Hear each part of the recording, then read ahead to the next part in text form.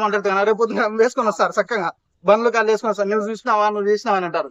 ఇప్పుడు ఆంధ్రాలో మద్య నిషేధం అనేది ఎందుకు జరగలేదు అంటారు? మెయిన్ దాని నుంచే కదా వచ్చేది. మెయిన్ సోర్స్ అదే కదా. అంటే మద్య నిషేధం 2024 కల్లా అన్ని మద్యం అనేది 5 స్టార్ హోటల్స్ లో పరిమితం చేస్తారన్నారు జగన్మోహన్ రెడ్డి గారు. కానీ ఇప్పుడు చూస్తే దాని నుంచే ఇన్కమ్ సోర్స్ జనరేట్ చేస్తున్నారు. దానికి మీరు ఎలా చేస్తారు? అక్క చెల్లెమ్మలకు మద్యం నిషేధం అనేది చేస్తారని హామీ ఇచ్చిన జగన్మోహన్ రెడ్డి గారు ఇప్పుడు ఆ విషయంలో ఎందుకు ఫెయిల్ అయింది అంటారు?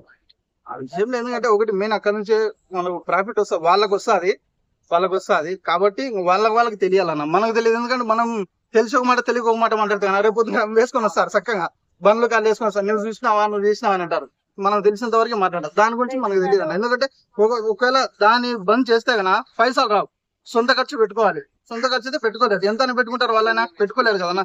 సో సోర్స్ అనేది ఒక సైడ్ నుంచి కంపల్సరీ ఉంటుంది. దాన్ని ఎందుకు నిలిపివేయలేదంటే కన్నా దానికంటే ఒక ప్రాబ్లం ఉంటుంది. ఇప్పుడు 150 రూపాయలు పెడితే 1 కోటి వస్తుందన్న, మీరు డైలీ కష్టపడితే 700 వస్తుంది అనుకోండి.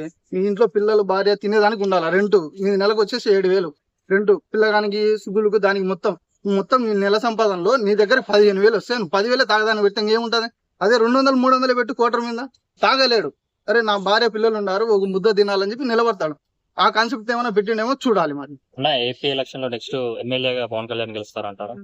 అంటే మా సైడ్ అయితే పవన్ సార్ అయితే లేడన్న. ఎందుకంటే మన పక్క ఏపీ ఇది మన కడప, మాది మొత్తం జగన్ అవ్వనే నడుస్తుంది. ఇంకోటి ఏంటంటే పిఠాపురం నుంచి పోటీ చేస్తున్నారు కాబట్టి కొంచెం ఉంటదన్న, గట్టిగా పోటీ ఉంటది. కాకపోతే మ్యాక్స్ గెలవలేడన్న. సింపుల్. ఇప్పుడు వైనాట్ 175 అంటున్నారు కదా, అది 175 గెలుస్తారంటారా? లేదన్న, 175 రాదన్న.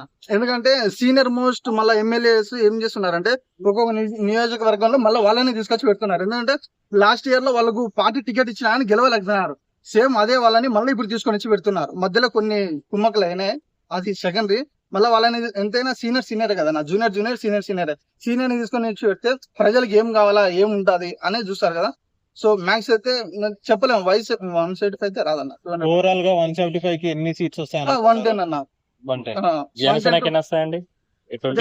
సార్ తీసుకుంది 21 కదన్నా. అంటే 24 తీసుకుంటే 21 తీసుకున్నారు. ఇప్పుడు 21 కి వచ్చింది. చూడాలన్న, ఎందుకంటే సర్వే మన చేతులు ఉండదు కదన్నా. ఓకేనా, thank you. Okay, thank you.